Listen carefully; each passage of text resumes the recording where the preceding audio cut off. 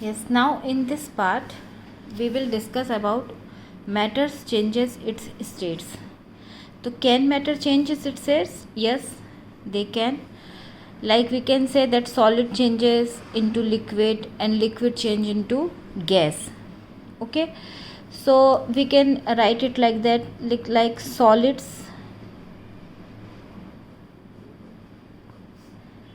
change into liquids and then in the gas.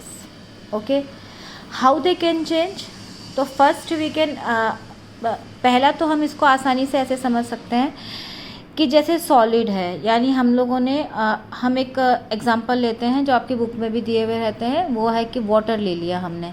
तो जैसे solid है, हमारे पास आइस है, ठीक है ना। ये आइस है, इसको जब हम हीट देना शुरू करते हैं, तो जब हम इसको हीट देंगे ना, तो ये हीट देने से क्या होगा, मेल्ट हो जाएगी और मेल्ट होकर के ये लिक्विड में बनेगी।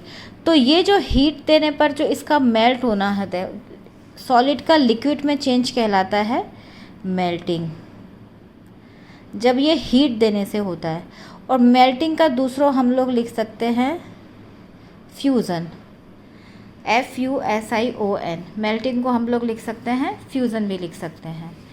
अब वापस जब हम इसको और ज़्यादा हीट देते चले जाते हैं, और अगर हम लोग इसको हीट देते हैं तो लिक्विड जो है ना वो गैस में चेंज हो जाता है। इसको हम लोग कहते हैं वेपराइजेशन।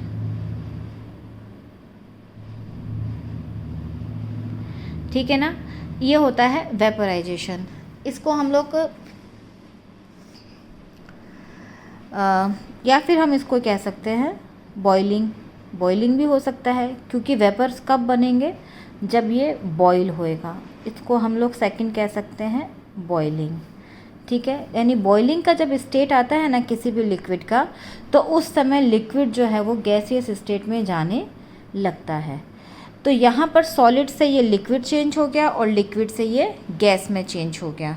लेकिन इसका वाइस वर्सा भी हो सकता है, यानी कि जैसे अगर यहाँ पर हम लोगों ने हीट दिया, तो हीट का उल्टा क्या होता है, हम उसे कूल कर दें, उसे हम ठंडा रख दें, या रेफ्रिजरेशन जैसे हम लोग नॉर्मल अपना देखते हैं। जैसे यहाँ से ये आइस से वाटर बना और वाटर से ये वेपर बन गया। ठीक है, तो गैस का अगर हम वाटर के वेपर्स को वापस कंडेंसेशन करें, जैसे अगर आप देखना, आप अगर बॉइलिंग वाटर को ढक दो, ढक देने के आप उसको रख दो थोड़ी देर, तो आप देखोगे कि जब वो ठंडा होगा ना, तो उसके प्लेट्स के ऊपर आप देखोगे अंदर के साइड पे बहुत सारा पानी जो होता है उसके मतलब बूंदें लगी हुई रहती हैं।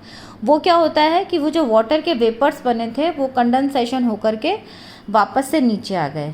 यानी अगर हम इसको कूल करें तो यहाँ पर क्या होगा, कंडेंसेशन होगा। इसे हम कहते हैं कंडेंसेशन। यानी कूलिंग करने पर गैस का लिक्विड में चेंज होना कहलाता है कंडेंसेशन।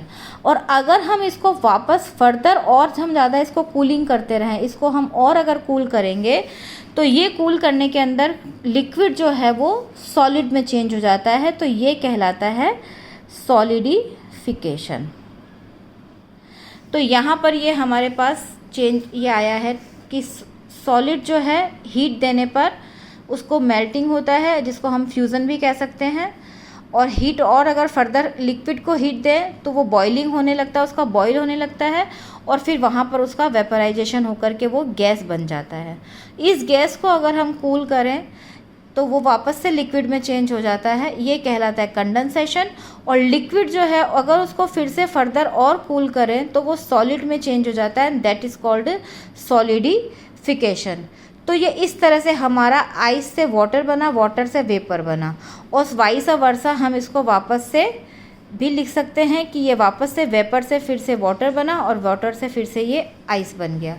तो ये एक पूरा प्रोसेस होता है। इसे हम कह सकते हैं कि मैटर चेंजेस इट्स स्टेट।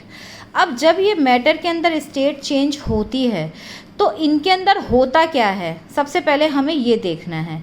देखो, हमने देखा था कि सॉलिड जो है ना उसके अंदर जितने भी एटम्स होते, मतलब पार्टिकल्स होते हैं, यहाँ पर हम एटम्स की बात नहीं करेंगे क्योंकि हम पार्टिकल्स की बात करेंगे अभी। यहाँ पर इसके जितने भी पार्टिकल्स हैं वो सब एक दूसरे के साथ फोर्स ऑफ अट्रैक्शन जो रहता है ना इनके बीच में, उसके साथ ये बाउंड रहते हैं, बंधे हुए रहते हैं एक दूसरे के साथ, जिसे हम कह सकते